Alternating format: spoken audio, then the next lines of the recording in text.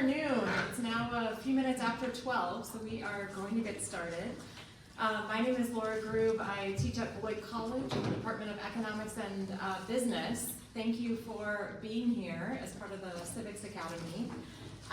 We are going to be hearing from Chief Andre Sayles today. This is our April presentation.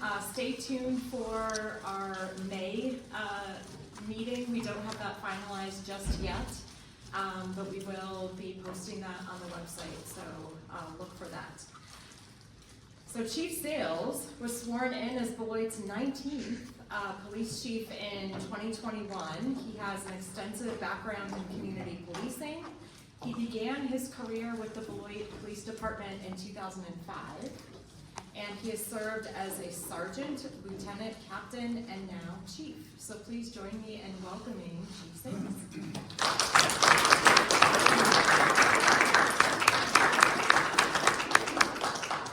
Can you all hear me fine? Yes. All right. First thing I ask this afternoon is if you have a tomato, please don't throw it at me.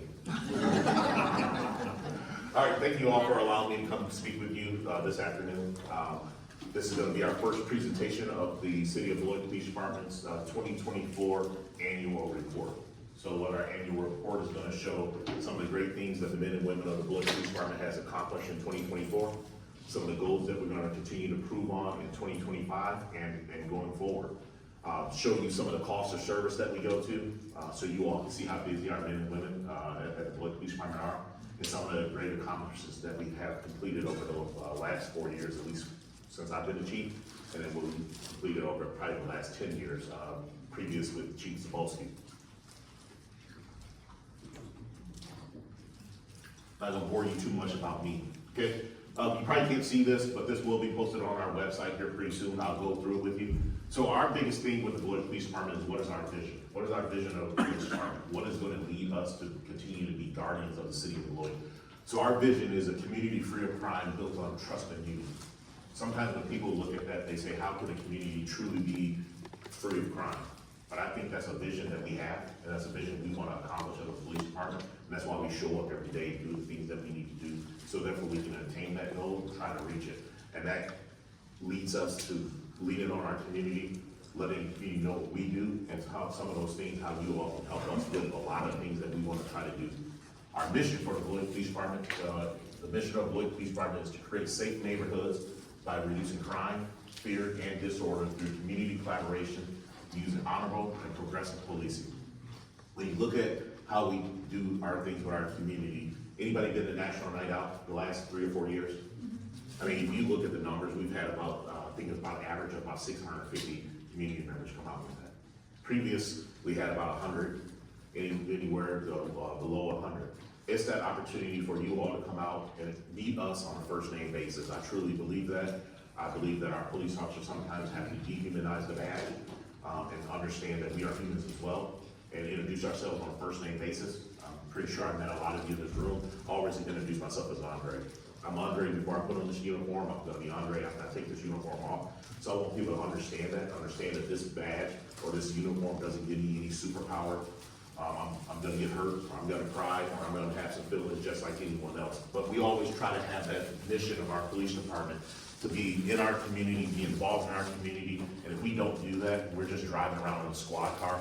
How can we really build that trust with our community members? So that's what we're truly trying to do as police officers here in the city of Beloit. Then we have our values as our police officers. We call ourselves guardians of the city of Beloit. Back in 2015, then President Obama created the 21st Century Policing Task Force. And when you looked at that, there's a lot of things that police departments should be doing. And we have the warrior mindset, we have a guardian mindset.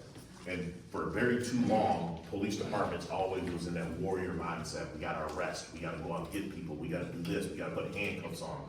We gotta do all these things instead of learning to be guardians. What is a guardian? If you look at our acronym here, our guardians start with our G, guardianship. We will guard, protect, and preserve all life and property in the Beloit community as well as each other. We want to talk about unity, our U in guardian, unity. We are individuals working as a team in partnership with our community to achieve common goals. I think that's the biggest thing. Anybody ever heard of Sir Robert Peel? Created policing in the 1800s. So almost 300 something years ago, the same standards that he set then are the same standards that we set here. He has one thing, he says, the people are the police and the police are the people. What does that mean? That's a unity that we're talking about. We are people as well. Our community members are people. We want to be on the same level as you all. Get your understandings of what's going on, so therefore we can attack those situations, attack those problems, and understand that. Be adaptable. We adjust and embrace change for the continued success of the Beloit community and our organizational needs. It's always about change. How many people think change is easy? It's not. 2013, I said, hey, I'm gonna be a supervisor. All my friends were patrol officers. I have to change the way I have to do things. I can't be your friend anymore. I can be friendly, but I can't be your friend. I can't go to the parties with everybody, because then one day I'm gonna have to supervise these individuals or hand out discipline. So I have to change some of that stuff. I can be friendly with you. I can be friends with other individuals. It's not mean that I'm just gonna say, no, I'm not gonna be concerned about the things that happen to you, but I have to be adaptable in what I do. Chief of police, there is one. It's me. I'm there by myself. Sometimes the things that they frustrate me with, I have to close my door, or I get in my squad car and I drive around the beautiful city of Beloit, and I say some things or I write some things out, and I come back and I'll be adaptable to the things that they want me to change and the things that I want them to change. Having respect. We value and have mutual respect for community, our community, and each other. That is a big, big thing that came out of this, that respect. You look at the videos, you can see it any day. Anybody can go to YouTube. You can look at the Washington Post, you can look at the New York Times, you can look at the LA newspaper. There's always some type of non-respect amongst community and police. We want to develop that respect, understand that, and continue to provide what we need to provide as a police department, and be respectful while we're doing it. Dedicated.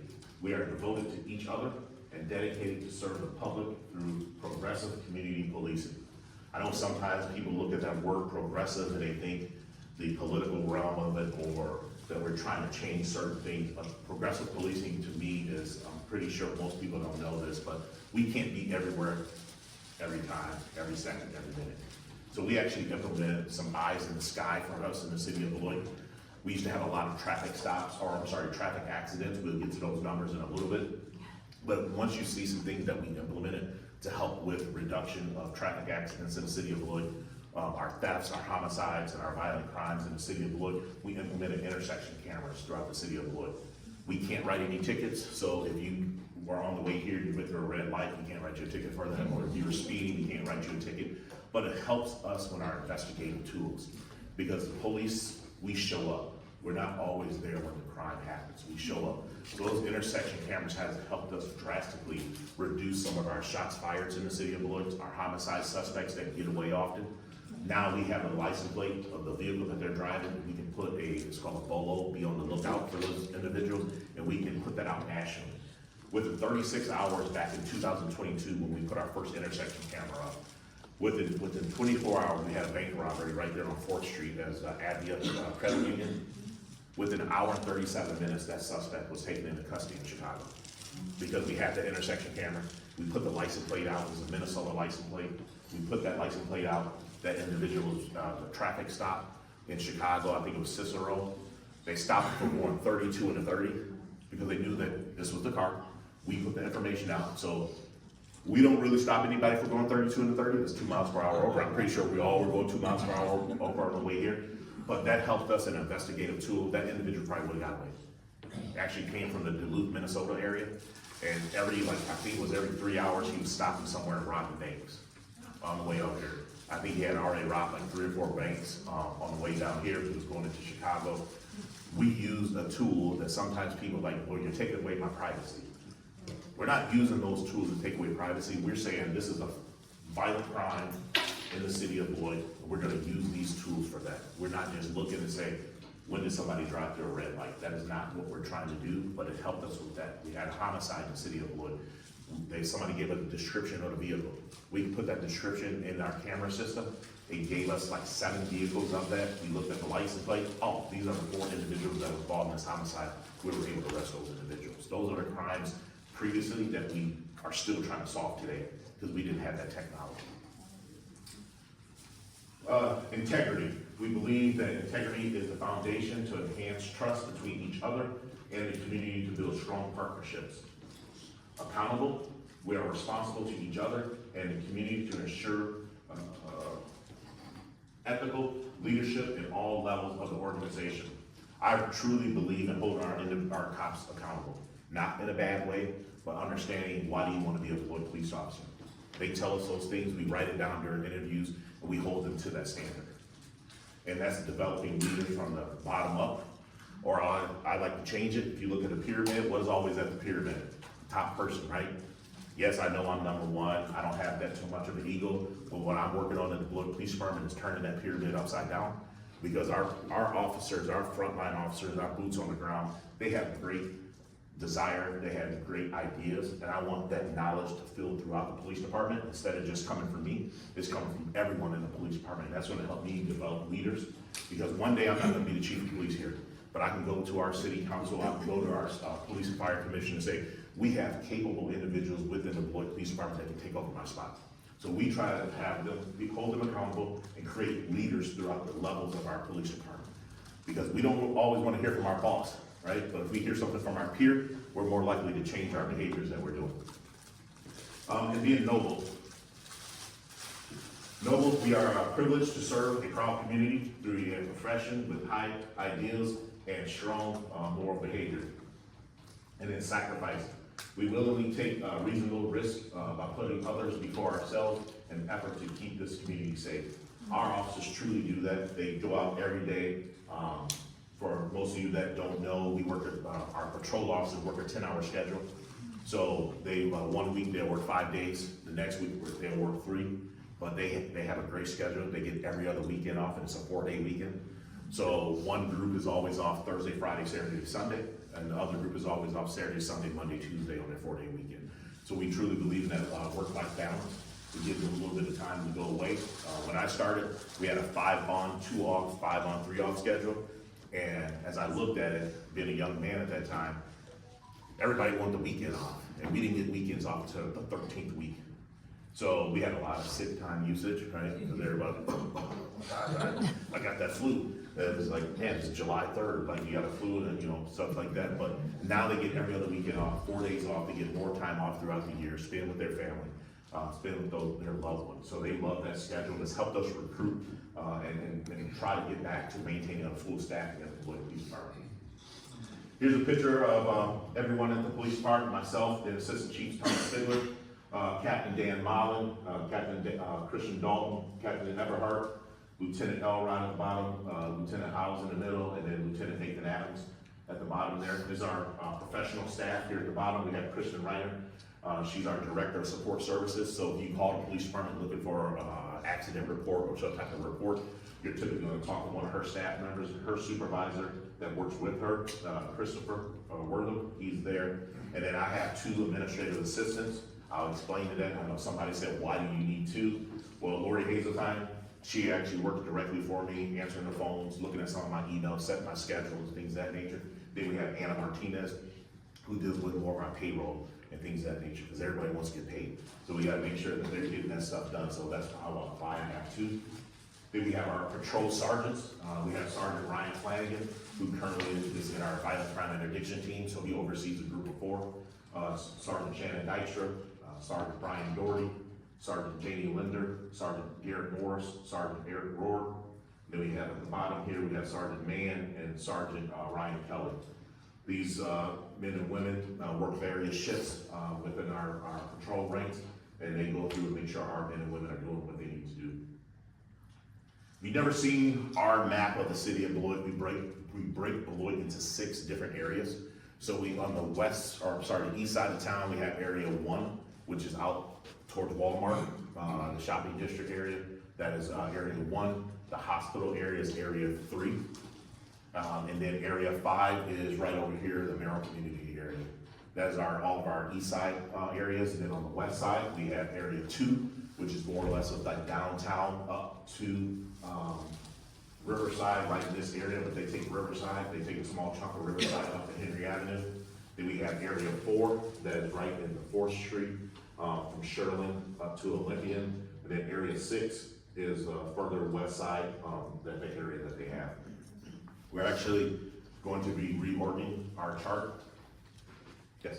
Andre, could you delineate, number 2 on the west side once again, please? Could you point at it? Yep, so area 2 goes basically to the state line, over to, what's this, Bluff, a little bit of Bluff, to, Roosevelt. And then after that, area 4 goes, so this is the high school, pretty much here. And then this is the downtown district, basically, that we have, the downtown, that's where they typically have. Up to Riverside, up to Henry Avenue. Great, thank you. Yep. So we're gonna actually be reordering our chart here, just because the long anticipated casino is gonna be here sooner than we think. So that, when you look at that, we've done our studies, thinking about it myself as I took over chief of police. Policing is always behind, because we have to wait for something to get going. But we've been doing some studies on this. It's probably gonna up our increase of our calls for service, probably like 17 to 22%. Not in a bad way, where it's gonna have bad calls, but I went to Elgin, Des Plaines, Baraboo, and Milwaukee. So I had Milwaukee draw a 37,000 person map out for me and said, what are your costs for service look like? So we're gonna have visitors coming into the city of Beloit that's not accustomed to the city of Beloit, so they're gonna get lost. And I told you, this is another, I like to joke, so laugh at this joke, please. I told my cops, I said, you stand on Willowbrook and you point that way south. And you say, you're going to Illinois. Just keep going. So, but you know, they're gonna call, right? They're gonna be lost, or they're gonna say, what's a safe neighborhood? What's a good hotel should I stay at? Because the hotel's not gonna be at the Ho-Chunk right away. So they're gonna be asking those questions. So those are some of the costs of service that we're gonna get. I did make sure that I asked, okay, we have our crime, right? Let's just face it, with casinos, they're gonna bring some of the bad actors, right? I know Sheriff Caruana and Chief Red down in Rockford, and they were like, yeah, there are some individuals, I know probably 2 months ago, they had a situation where some individuals from Chicago, Freeport, and Rockford all got together and almost got into a little fisticuff with each other, right? So we're gonna have those situations. So we're gonna reorg our chart, hopefully going to 8 areas. When I started here, we had 8 areas, so I wanna go back to 8 areas, and then the casino area pretty much is gonna be its own area. So therefore, we have an officer that's dedicated over there. We're gonna have a high volume of traffic, because that's just what it brings. So we wanna make sure that we have at least an officer out there, making sure that people are seeing us, we've been visible, and they can see that we're trying to take care of the problem before a problem happens. So once again, going to the areas, we break into 4 shifts, but we have 5 officers that work area 1. So we have Officer Belmontes, Officer Bittner, Officer Bolton, Officer Hirsch, and then Officer Oxenrider. Actually, I need to take Officer Oxenrider off. He was lucky enough, he just retired a month ago, so lucky for him. Then we have area 2, the downtown district. We have Officer Anderson, Officer Borrell, Officer Gigstad, Officer Mark Garcia, Officer Pope, and Officer Zimmerman. I will identify a few people on here. Officer Zimmerman, in June, there's 4 other officers, so we're gonna be losing 5 officers to go to serve our country. They're being deployed here in the next month, so we're gonna lose them for 15 months while they're serving our country. It's a pain, but at the same time, though, I get what they're doing, and I appreciate what they're doing to go protect our country during that time. Then area 303, hospital area, we have Officer Delgado, Officer Grice, Officer Miller, Officer Munez, and then Officer Kevin Whitty. Point out Officer Kevin Whitty, he retired last week. Bottom here, I'll go slightly, well, you can't really see him. We have Officer Bailey, Officer Davis, Officer Holman, Officer Johnson, Officer Kylie Murphy, and Officer Darrell Thornton. They're in area 4. So you think McNeil, where McNeil School was at, Sherman, up in that area.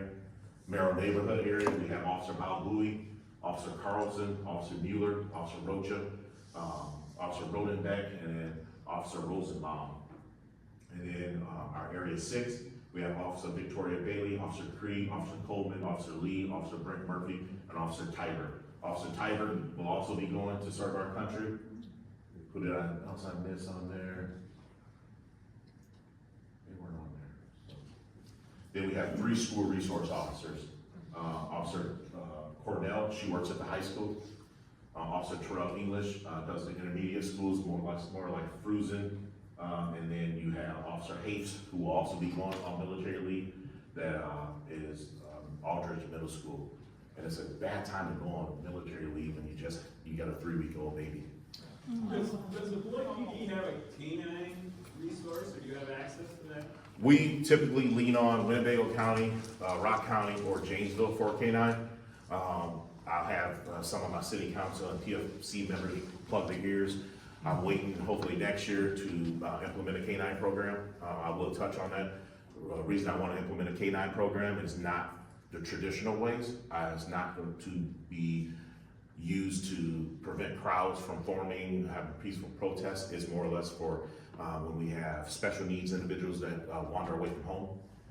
We have a drone program now, so we do have drones that go in the air. I wish I would have written this down or showed the video, but about 3 weeks ago, we had a person that was suffering from dementia that wandered away from home. They were stuck, lost out in the wooded line. Within 10 minutes, we got our drone up, we were able to find them and bring them safely home. So that's why we use it. Those are the reasons we use the drones. If you look at traffic accidents throughout the country, there's been like a 47 or 37% increase of officers being struck while they're reconstructing a traffic accident. So with our drone, when there's a big bad accident, we put it in the air, picture, take it, video record it, bring it, get the officer, get the equipment off the road, we can go back and we can do everything that we need to do off of that drone footage. So it's getting I want our officers to be safe, so that's how we're doing those things. Is this a greater number of people that are going to active duty military than you typically have? And how do you find, subs for a 15-month time frame? So my first time in my 20 years, this is the first time I've ever had to deal with a police officer that had to go to active duty. First time ever. There's always the first time for something, right? So first time ever. Unfortunately, with the way the contract is, they're still going to be paid. So we can't really supplement missing them, because then you may go over budget with that. So I changed the way I think over the last 4 years. It's not doing more with less, it's doing different with less. So there's ways that we're looking at the schedule that we're going to try to make some things different and to try to change some stuff to make some things different. We're always hiring. Policing is a job that is a thankless job, and there's individuals that don't want to be police officers. We have 60 people right now going through our hiring process that they're doing a physical and written test today through Saturday. So hopefully we can get at least 10 out of that, and then we can make those changes and get those individuals on the street. But unfortunate thing with police work is it's not like, and I'm not making fun of this job, it's not like a subway. Well, actually, I would say just like the fire department. The fire department comes in with training skills already, and they can get like a month, and they're with their fire department. Us, we go to an 18-week, 720-hour police academy. So the 10 people that I may hire in August, they're going to go to the police academy until December. Then they're going to get trained by us until this time next year. So they won't, not in a bad way, they're not good to me until this time next year. Unless we borrow somebody from a different agency that wants to come over and help us out. Well, then you're almost back to where they're coming back. Which is good. Yeah, that's Then good. I have a surplus. I was gonna say though, like in area 6, Mhm. and you said one guy is leaving, so that's gonna leave that with 4 officers. Are you gonna, everyone else has 6, it seems like. Yep, so And we have we're, 5 now anyway, so. so there's 4 officers that are not on here, that's in field training. Okay. So their field training, Oh. they started last August, their field training ends in a week. Oh, So they will, yeah, we're plug and play. Okay, very good. Good. Thank you. You said 18 weeks police academy, and how long was for the training? It's 700, so 18 weeks, 720 hours. So basically, bless you, say they start, I don't know what the first Monday of August is, I'm just gonna say August 7th. They'll go to the police academy until December 15th. They'll get out of the police academy, they'll spend a week at the police department going over what we do as the Beloit Police Department. They'll start field training is another 5 months, because they get about anywhere between 5 to 6 weeks with 4 different field training officers. So technically, like our group of 4 that we hired last August, they went to the academy, they graduated the police academy in December of 2024, they're just getting out of field training now. What So- police academy did they go to? Blackhawk. Oh, okay, that's what I And field training would be riding around with the officers? Yep, they, for like the first 2 days, the field training officer will drive them around. Hey, this is Beloit, this is where this is at. These are things, these are main arteries, right? We go Riverside, we got Portland to White to Milwaukee, Prairie Avenue. So to show them how to get to places quicker instead of trying to take back roads. And then after day 2, you drive, I listen, I help you through it. So we have our detective bureau, we have an officer, Detective Broker, Detective Amber Davies, Detective Lindbergh, we have Detective Milky, and Detective Schoonover. They deal with all our sensitive crimes and things that happen there. I mentioned Sergeant Flanagan, he's over Officer Guiley, and then Officer Lee Robinson. They are in our violent crime and addiction team, so anything that is violent crime, drug related, stuff like that, they handle those calls, they deal with that. They work closely with the DEA and ATF with a lot of this stuff, so we have a task force that work with them. They work closely with the Rock County Drug and Gang Unit as well, and Janesville. We have Officer Dylan Roush, he's our child maltreatment detective. Hopefully everybody's seen the great post from last week where the gentleman, use that word loosely, a person in our community who's a pedophile was taking advantage of his daughter, and they're looking to charge. He's been charged, he's been convicted. He's looking at anywhere between 50 and 74 years in prison. So he did a great job in that investigation. And then we have Jessica Vance, who's our crime analyst. I love to be a numbers person. So it's like, where are the problems at? Her job is to get all the data, put that data in there, say these are hot spots. These are where we need to be at these certain times throughout the day. She does all that information, she puts that out there. She does a fantastic job on our social media stuff in regards to criminal behavior, because all criminals like to flaunt things on social media. So she does a fantastic job of, oh, that's Andre, his 4 friends. So now we get Andre, his 4 friends on this post, and we try to figure out who they are, figure out what vehicles they drive, so we have a list of information that they all have. She does a great job of saying this 12 people are always together. We get their information, we get their name, we get their street name, we get their home address, we get their vehicle information, we pass that all information out throughout the police department. I'll touch on that when I get to the numbers. Then is our record staff that works various hours throughout the police department as well. Then we have Jody Gleason, who's our community service officer. She handles our animal bites and things of that nature. We actually have a process right now that's going through to get her an additional person. Vehicle maintenance, Phil Van Landingham. If anybody had to do some maintenance on their vehicles as of late, you know it's very pricey. So we have a person that can take care of some of the basic things for us, like brake changes, oil changes that are like $100 now, things of that nature. He can do it at a fraction of the price for us. He's certified through Ford. That's what we have for our fleet vehicles. So he works that. And we have our evidence custodian, Frank Millard. All the evidence that we have at the police department, Frank is responsible for. So we have over 200 and something thousand pieces of evidence in our evidence locker at the police department. We can't really get rid of that stuff until either a person has been convicted of a crime and they went through the judicial system. So we have to keep a lot of that evidence that we have in our police department.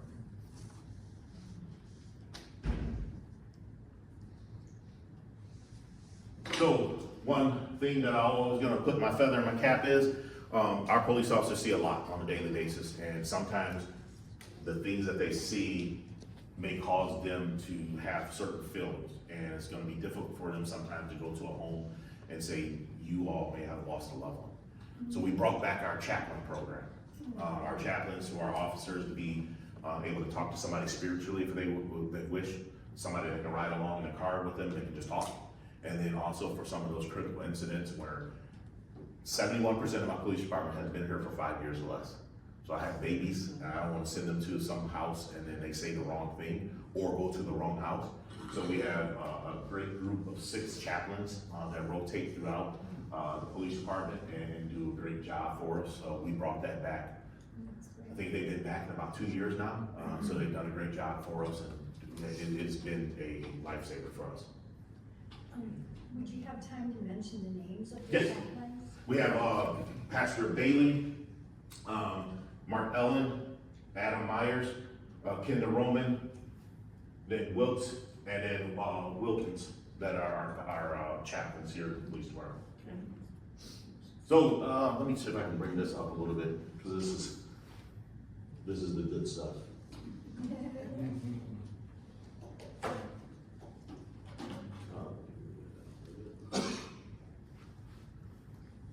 So when you look at when I started, I hate to talk like this now because I'm like, man, I've been here in my 21st year.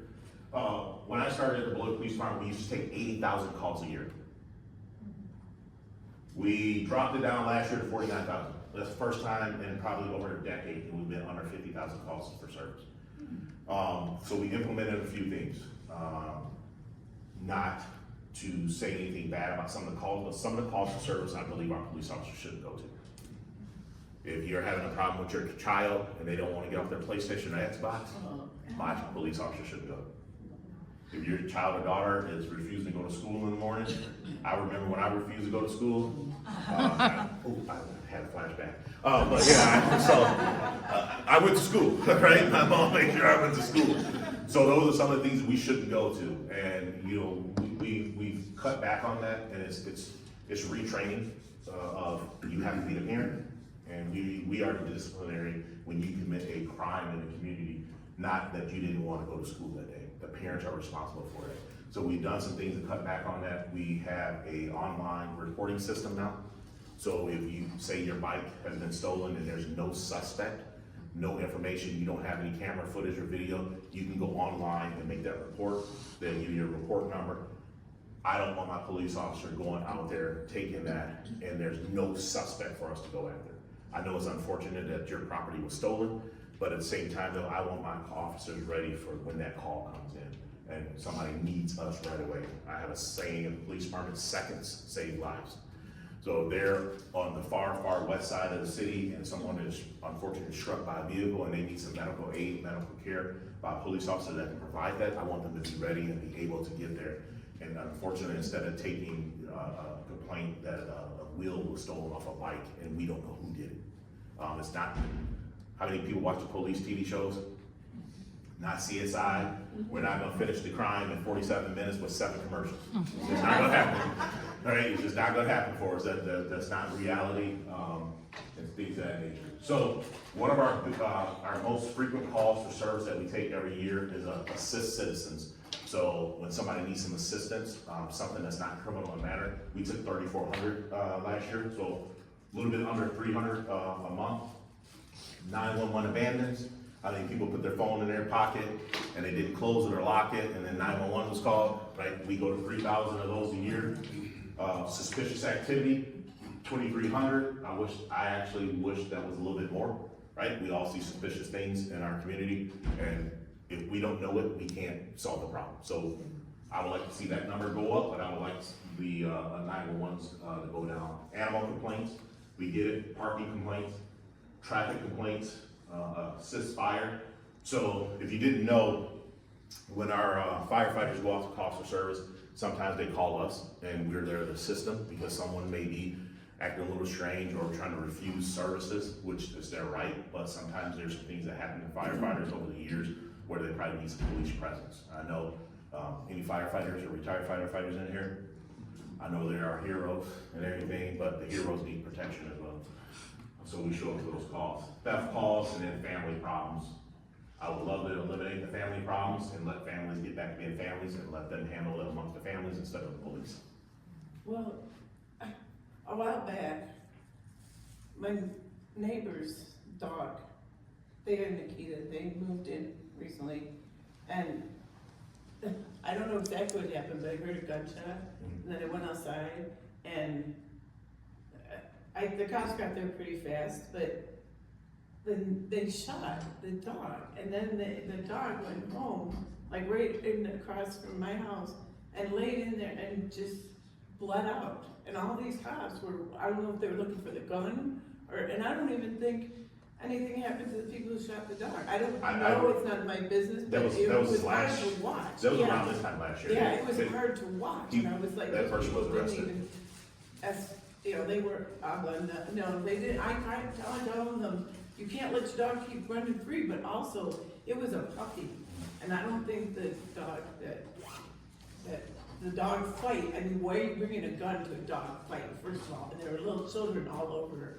It was horrible to watch. That could have been I'm not saying aggressive. anything against the police, but I just wonder, how is that?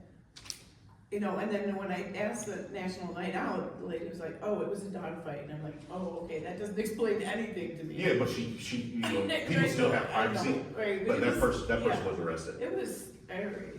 He was arrested. Okay, thank you. We have a thing called, Crime Stoppers, 386 tips. I would like a lot more than that, because those are, we all like a little bit extra income. Depending on what comes out of these calls for service, people can receive financial relief for their information that they give us, and you remain anonymous. That's why Crime Stoppers have been enacted. It is an anonymous thing. We don't know who you are. You get a number. So if you're caller 186, you know, and the information is fruitful for us and it's actionable, and we make an arrest out of it, that person can receive some cash from Crime Stoppers. Last year we seized, and this is criminal, this is not just somebody turning in a handgun. So throughout the year, we averaged about 10 handguns that we took off people that shouldn't have had handguns last year. We took 125 handguns off the street last year that were illegally obtained by someone. Thank you. Yep. 49,000 calls for service. We made 2,814 arrests out of those. So if you really look at it, when the police show up, we're not always arresting everyone. We have a thing called procedural justice. We need to hear people out. We need to give them a voice. We need to understand what's going on and try to provide the adequate and the proper resources for them. That is one of the main things that I talk about the most, is adequate and proper resources for them. Police officers go to mental health calls. We probably go to 5 or 6 a day. And putting a person in jail that is suffering from a mental health crisis isn't always the right thing, right? Because what are they truly getting when they go into jail? They're gonna be taken advantage by a person. So I'm a big advocate. I'm on the state of Wisconsin's Crime Victims' Right Board. I've been on for 2 years, trying to advocate for crime victims and people that have mental health issues in our country to get them the proper resources. Arresting a person isn't always the right thing to do. So, I'm a big person on traffic stops, and I'll make the correlation here. I'll do it right now, actually. So last year, police department as a whole, we made 5,929 traffic stops. So that's a lot. That was a decrease by 16% the year before, because people started to drive correctly. But if you really look at it, 5,929 traffic stops, we only wrote 952 citations. Our job isn't to go out and to write the citations to get money. I know certain people like us to always get money, but if you look at the true socioeconomic of Beloit, you know, we struggle financially, right? So who am I to go out and write a person a $175 ticket for maybe going 8 to 10 over the speed limit? Well, I have a rule: 9 you're fine, 10 you're mine. But at the same time, though, let's do some education. Let's do some training. Let's do some education for our driving. We all remember COVID. Hopefully we never go back there. But it was like the Wild Wild West on the streets. Like, everybody was just driving. There was no license plates on cars. People were just driving down the wrong side of the road just because the country said, do whatever you want to. So now we have to corral that behavior back in. But we issued 4,112 warnings to people. All that is generated. So if I give a warning to someone last week, it's going to show up that they got a warning last week, and we're more likely to probably give them a ticket. But with that increase / decrease of traffic stops, we reduced our traffic accidents. It was down by 3.5%, but we were 888. If you really look at it, when I took over in 2021, we were averaging 1,457 traffic accidents a year as a city. So what does this do when we reduce our traffic accidents? It helps your insurance. Yes. So we reduced it, I mean, almost 50% on our traffic accidents in the city of Beloit. That helps when you go and get insurance throughout the city or Rock County. They can see that, it shows it, that we're doing corrective driving behavior in the city of Beloit. And it also helps out with our Department of Public Works. They do a good job of working in tandem with us in regards to certain areas that have high speed and things of that nature. I take a lot of complaints and a lot of emails in regards to traffic. So what we did was we have speed boards in the city that we put up every once in a while when we get certain complaints. And I can tell you now that I had a person that complained about a certain area, I'm not gonna say where it's at, and cars are going 60 to 70 miles per hour. They're going. I was like, I'm a data guy. Okay, put the speed board up there, put it up there for 9 days. I can get a lot of information. And I said, oh, there were 2 vehicles that went 55 miles per hour. Nobody was over 60. Everybody was in between 40 and 48 miles per hour. But, right, we all have a perception. We all look at something and think it's moving a lot faster than what we think it's moving. Right? Unless you go towards Chicago and get on 90, what they say on 90 on 90. Then you can just try to keep up.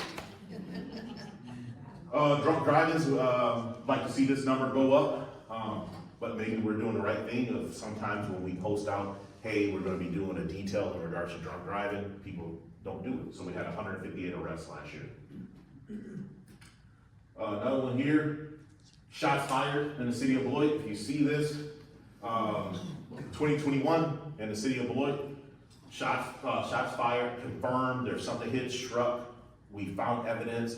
We had 101 in 2021, 2022, 48, 2023, 35, last year we had 20.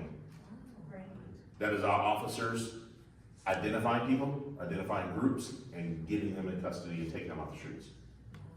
So this is not an Andre thing, this is men and women of the Beloit Police Department that's going out and doing a great job of understanding that we wanted that down, and they understood it, they went and attacked it. Gunshot victims, if you look at it, 2021, we had 16, 2022, we had 2, 2023, 3, 2024, we're up a little bit, we had 5. But from a 4-year span to go to double digits to single digits, once again, every day I see my men and women at the police department, I pat them on the back because they're doing a very good job of getting the individuals off the streets that shouldn't be here. 2021 homicides, we had 4, 22, 3, 23, 1, 24, we had 3. 2 of the 3 homicides last year are in custody. We are waiting for some DNA and some other scientific evidence to help us get the 3rd person in custody. So we'll have a clearance rate of 100%. If you look at our clearance rates in regards to homicides, the national average is about 47%. The Beloit Police Department average is about 83% clearance on homicides. Applause to you and the department. Robberies, 2021, 29, 22, 26, 23, 31, and 2024, we had 21. When you think of a robbery, I'm just gonna speak the police mind on it. A lot of these numbers, I would bet to say 60% or more are people that know each other. Yeah. When I say people that know each other, it's the drug dealers. They get robbed by the other drug dealer, so they're not really gonna give us information. They're gonna call, they say they got robbed, they're not gonna tell us what they got robbed of, right? Because it's like, hey, I had a kilo of cocaine, I got robbed for it. We're gonna arrest you, or we're gonna start watching you a little bit more. But that's a number that we always try to look at and try to do some different things that helps with our camera system that we have in the city of Beloit. Accountability, we go over this. We do internal and external personnel complaints in the city of Beloit. Last year, we handled 34 personnel complaints. That's holding our officers accountable for the things that they do. Internally, we generated 19 of those complaints. That's when we were looking at something, we were saying something, we say, hey, you did this wrong. I had an issue where you supposed to start work at 1 o'clock. I had people walking into the police department at 1 o'clock.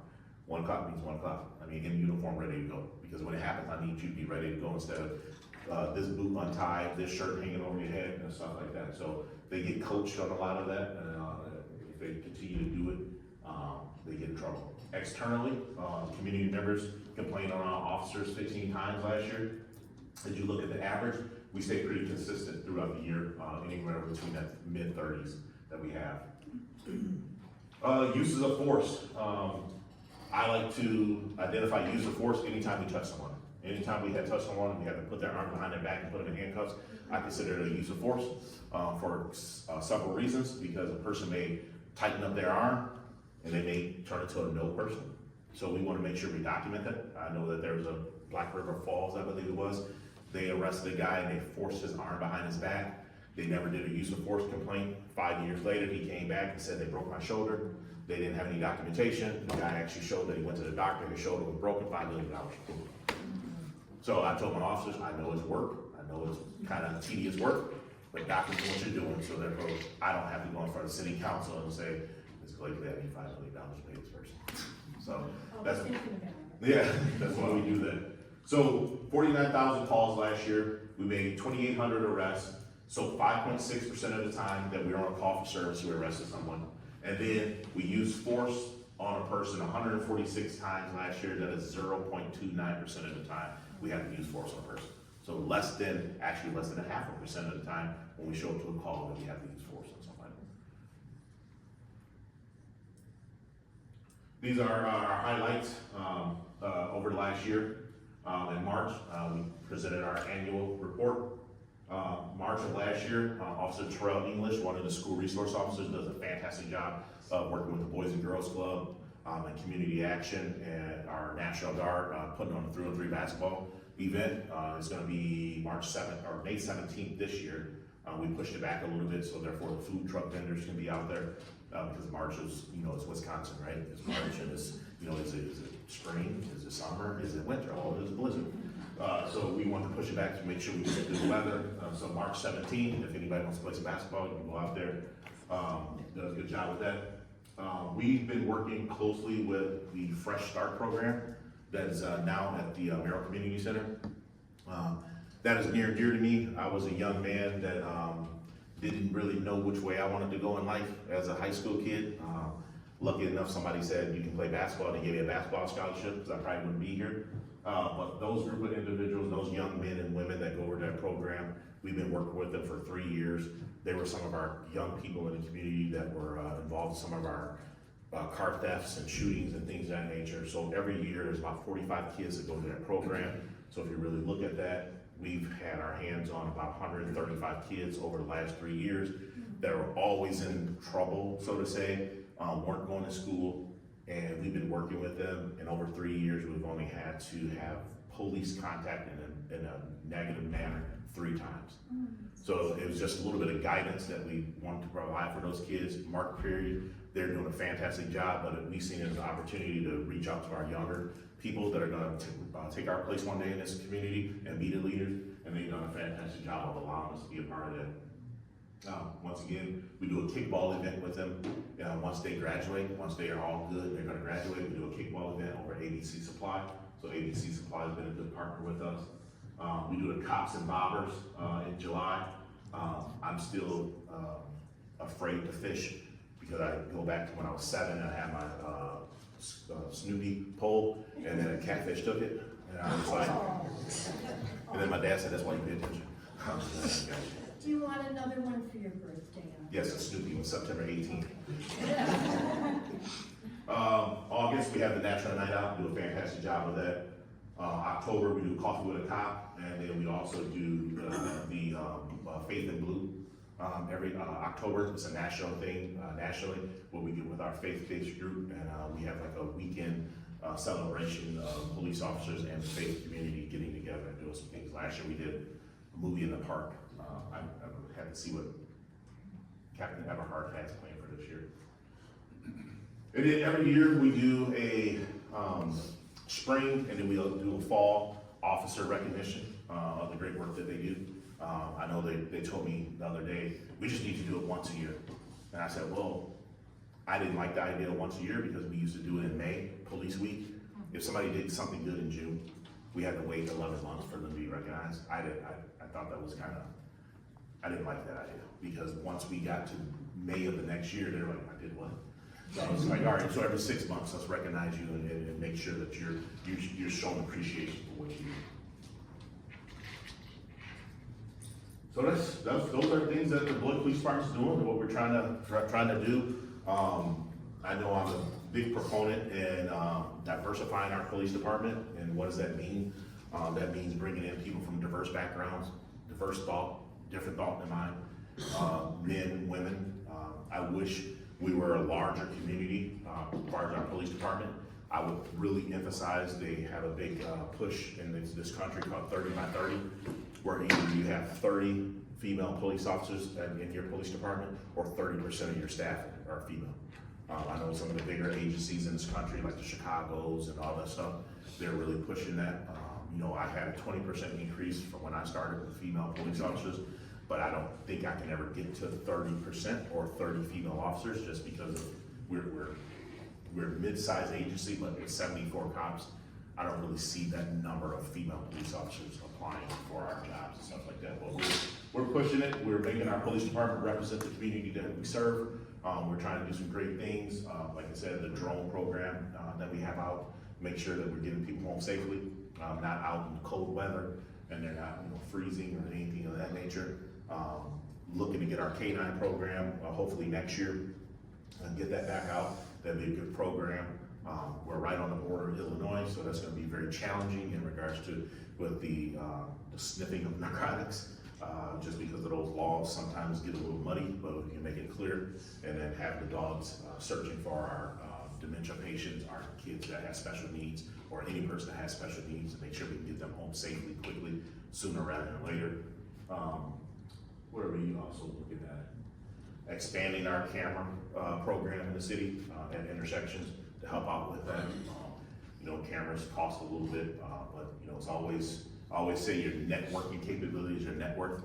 So I have some people that work in those arenas that help me out with the financial aspect of it. So I told them, I said, I'll give you a good word if you give me some reduced cost on this. So they've done a really good job on that. So Q&A. Are you still working with human services for mental health calls? No. So we are waiting to get that program back. So there were 4 mental health workers in Rock County, and 2 became mothers and they stopped. So once they get full staff back, then we have the program. We're just waiting for a member, because we didn't pay for that person. They came through Rock County. So we're just waiting for them to come back. Can you just talk a little bit about what it is? Yes. Yep. So we started a program last March where we had a mental health worker work for the police department. So like I said, the mental health calls for service, there's times where we should be there, we shouldn't. So we have a non-sworn crisis worker that deals with that on a daily basis, that is the subject matter expert on mental health calls, working with us at the police department. So when we would hear that call come in, is it a police matter? Are they committing a crime? Or is this for a professional to go out there? And we would send that worker out there. So if you look at it, some of the times the individual just needed a refill on medication. So we have that worker that can say, oh, let me call this number. Let me see your prescription bottle. Okay, you can go down to Walgreens, your prescription's ready. Police officers, we don't go in there and say, what's your problem? You know, turn around, put handcuffs, you know, that stuff like that. So I wanted to have that separation of that, but not unfortunately, congratulations to her. She started her family, and she said, this is not the work I want to do right now, so she left. We're just waiting for Rock County Human Services, the Crisis Division, to rehire for her position, and we'll have that person back here at the police department. What can you say, if anything, about federal people coming into Beloit, looking for other people Okay. to send away? Yeah, I know, I remember this because it was etched in my head. Go back to January 2nd, 2025. I was like, they should have put a poster up on me, like the most hated man in Wisconsin. I believe that it is a federal job. They have immigration and customs enforcement for a reason. And when you really dive into that, I would put my police officers at risk. Because when you look at an administrative warrant for a detainer for a person that is an immigrant, that is not through a judge. That's somebody saying, I believe this person is illegal. When you look at a magistrate warrant that goes through a judge that gives us probable cause and reasonable suspicion to arrest a person. So I would be okay with that, because a judge looked at that and said, yes, this person has violated the immigration and customs enforcement laws previously, I'm telling you as a police enforcement officer that you have probable cause to arrest him. An administrative warrant has no probable cause. So I would get my officers in trouble and say, hey, you look like you're an immigrant. Boom, boom, boom, click the handcuffs. What's my reasonable suspicion? What's my probable cause? So we are not going to go out and look. We take 50,000 calls a year. We're understaffed right now. And that would add another thing to our plate. If ICE were to come here and say, here's this warrant signed by this judge, we just need your help to know where 123 ABC Street is at. We would assist them, but my officers are not going to make the arrest. ICE is going to make the arrest. I know that is near and dear to some people's hearts, and you know, all the great names that they called me, I wrote it down in my retirement book, so I can repeat it, but that is a federal job. And what you're doing is you're making your police departments more stressed and adding more cost for service. And I just think it takes away of our community trust and the community things that we want to do. If it is signed by a judge and we can look at that and say that is a magistrate warrant, not an administrative warrant, we will assist in that. We have a protocol in regards to when we run a person's name. It'll come back as an administrative warrant, it'll come back as an ICE detainer, or it'll come back as a magistrate warrant. The ICE detainer, the administrative warrant, we're not arresting. We will provide the information to ICE. Magistrate warrant, we will arrest on, because the judge has told us this is good to go. And I don't have to worry about my officers being arrested. So, how many incidences in these two categories have there been so far? When we first were young kids and they started off, they said, we're gonna go through your numbers 0 through 10. So since January, we've had 0. I have a question about Manning. I have a question about Manning. What is your maximum Manning? And 2, what will happen? Will you get any additional funds once the casino comes in? Will you increase your Manning? And that's kind of where I'm at. We are authorized for 74. We are at 66 right now. So we have the hiring process going on right now. So that should put us close to that number. When the casino is going to be here, after some time, we have to look at what resources come towards us. But Nick knows, because we said in the department head meetings, the other always ask for more. Because there's always a thing of what is enough, right? And when I started here, our authorized number was 86 police officers. And then we would reduce by 12 over 20 years. I'm trying to get us back into the 80s, because I remember, like right now, we have 6 to 7 officers that work at any time. And when I started, we had 12 that worked at any time. So the numbers have been reduced, but we're doing quote unquote different. I was gonna say doing less, or we're doing more with less. We're doing different. And it's the community aspect that I believe that we need to be involved in. So I want to create 2 officer positions that only focus on community events and community things that they do, so they can go and knock on doors. What do you see here? What's going on here? I know when I was a lieutenant, I worked specifically in the Hackett neighborhood, the Merrill neighborhood, on lighting problems, and actually going through DPW and saying, here's a picture of all these trees that are overhung over the lights. We need to get you out here and cut those down. Because in the middle of the night, when there's no lights, what happens? Problems. So that's how we try to work that. I would like to be in the 80s. I'm always gonna ask, never hurts to ask. All they can do is say no. My mom told me no is a lot, so I have training. Yeah. But I was wondering, of the total arrests that you made last year, how many of the apprehended were illegal immigrants? I would have to look that up. I would guess to say, I would probably say less than 10. You know that the FBI just recently put out a report that they have a lot of crime on the illegal because they don't want to be what they do. And that's why I think so much of this, we are not getting the accurate facts. We're just getting emotional. People are saying things, these people are bad. They're not bad. Yep. So this is the only way I can make the correlation. It's like, I have a 21-year-old and he's in college, and he's been driving back and forth from Chicago on the weekends now because because basketball season over. And I remember the other day, he said, hey, you got $50 for gas? And I went to my own little personal bank, I said, man, I only got $100 in here. Like, so I changed the goalposts on them, and I think that's what's happening. It's, look at this big problem over here, and then all the other problems that we have in this country, or, you know, the gas spiking and all sort of stuff. It's like, watch this problem. Oh, the big bad illegal aliens are gonna do this to you. And then they give you like 5 instances through a 50-state country that has happened, and they re-loop it all the time to make it look, you know, you got this camera angle from the south, now you got a camera angle from the north, and it all looks a little bit different. So I think the biggest thing is whatever resources or whatever media outlet that you use, sometimes it's okay to fact check it. And it's okay to fact check what's going on with the illegal immigrants. If you look at some of the arrests, it's been individuals that have been here for 30, 40, 50 years, that's been working and staying out of trouble and not doing certain things and stuff like that. So that's why I took my stance on it, is I'm not going to rush to judge someone, because I didn't judge myself without other people knowing the facts of it. Because we always can hear one side of the story, but we didn't get the other side. And in every story, there's two sides of the story. If we don't get the other side of it, how can we really make a true characteristic judgment on that situation? You mentioned you've got a lot of babies on staff. Yes. Less than 5 years of experience. What would need to be true for that number to be an average of 10 or 12 or 15 years? Are you losing people to other departments? Retirement. We're in that retirement phase. I mean, if you really look at it right now, I showed you our organizational chart. Myself, I have 4.5 years left. I'm not counting. 4.5.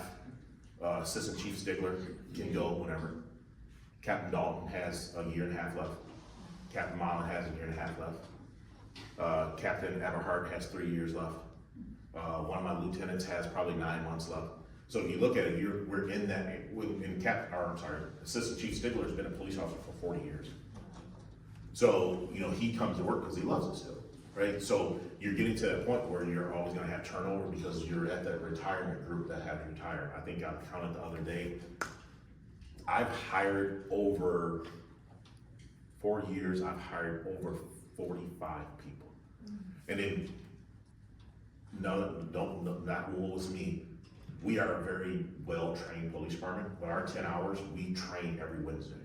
I gave them a break for the next 3 months because we train all the time. So if we were to train every week, they get 520 hours of additional training a year. Every other police department in this state only has to do 24 hours minimum a year. So people look and see what we do and what we train, and they coach my officers, and some places go and they make a pretty good living. I mean, some police officer, I got a police officer that left and went up to Brookfield, Wisconsin. He's making $105,000 a year as a 3-year police officer. She had her hand up first. First, I just want to say I hope Ryan Doherty is doing a good job, because I had him in kindergarten. Well, yeah. How was he then? He was good. Do you have the ruler that you used on his hand? Because I like to kind of show him out. Yeah. And second, I just want to thank you. You're such a good speaker, and I can just see your obvious pride in the department, and I just Beloit is so lucky to have you. Don't retire. I'll only be 50 years old. I'm just saying, I can in 4.5 years. I could leave in 4.5 years. You know, I looked at my gas tank the other day. I was 3/4 full, so I still got a little bit left. I'm not sure. You know, that I may be traveling uphill, so I may burn gas a little bit quicker. But sorry. Chief Sayles, maybe we could take this question and one more. Yes. I want to be respectful of your time. Thank you. Could you talk a little bit about the department and its relationship to school safety issues? Oh, so with our three school resource officers, we work very well with the school. I know there's been some mistruths about the removal of SROs. I've talked to them, that would be detrimental, and they agree. I actually think there's a point to where when I get fully staffed, we would actually increase by 1 more to have a bouncer to go around to each school, because sometimes those officers need a break. I remember raising kids and going in there doing some of these kids now, I need a break. So, but we're gonna look at adding to that, so therefore we can have an officer to go around. Those men and women do get to take vacation time. It's not, they don't want them to take vacation time during school year, but if a person needs to take a vacation time, we can have somebody that can plug into it. So like right now we have the one that's on maternity leave. And we have a sergeant that's a school resource officer. She's certified, recognized in it. She's helping out in that aspect to get us through the end of the school year. So I think sometimes there's a lot of information out there in regards to, oh, they're gonna get rid of the SRO program. I haven't been told that. I've been very vocal about keeping SROs, because once you lose them, you never get them back. And it's not if it's gonna happen, it's when it's gonna happen. And we'd rather be safe than sorry. So who pays for it, and what's the nature of the contract? The school pays for a pretty good chunk of it, and then we are responsible for a percentage of it as well. The nature of the contract, our MOU, our memorandum of understanding, will be up next March, or next end of school year, the 26th. But I know there's been some talks with myself and Dr. Garrison, actually looking at some things, trying to change a few things. I'm a big person of, I want our kids to have that connection with the school resource officers. So like changing up the uniform. I was actually out in Greensboro, South Carolina, about 8 months ago, looking at their SRO program, and their officers wear similar clothing, like late, relaxed clothing. So the kids could feel more of a, hey, I can have a relationship and talk to this officer. Obviously, they still have their weapons and have their vests and things of that nature, but it's learning and being progressive of how we can do that. I know the first thing I did was I told our officers when they went to schools not to dress like this, so they went khaki pants and a polo shirt, and then they have their vest. Just being, the kids are the kids, and they're gonna have their opinions, but have a little bit of conversation with people, more relaxed. Yes, a safety concern. I have been seeing a lot of red light, running through red lights. So I'm really cautious when I come to intersections. Are the cameras that you were talking about at intersections able to get the license plate of these people that are going through these red lights running, you know? We have the capability to do that, but in the state of Wisconsin, you cannot write a ticket off of intersection camera. But you would have their information, so. We can't even go over to it, because then we would violate the state statute in regards to it. But Yes. if there's an accident, Yes. we have it, then we can write a ticket off of it. We can't proactively write tickets off of that. But there's an accident, that is our information. We through our investigation, I'm giving away one of our locations, Riverside and White Avenue, Portland Avenue Bridge. There was a guy that went through on a motorcycle. He went through the red light. He gets hit. Oh, they hit me. So what we initially gonna think, oh man, they hit him, right? You know, and then we go and watch the camera. We're like, well, because you're going 95 through the intersection and you went through the red light. So then we can write him a ticket because we investigated it and he caused us to investigate it. Thank you so much for being Okay. here today.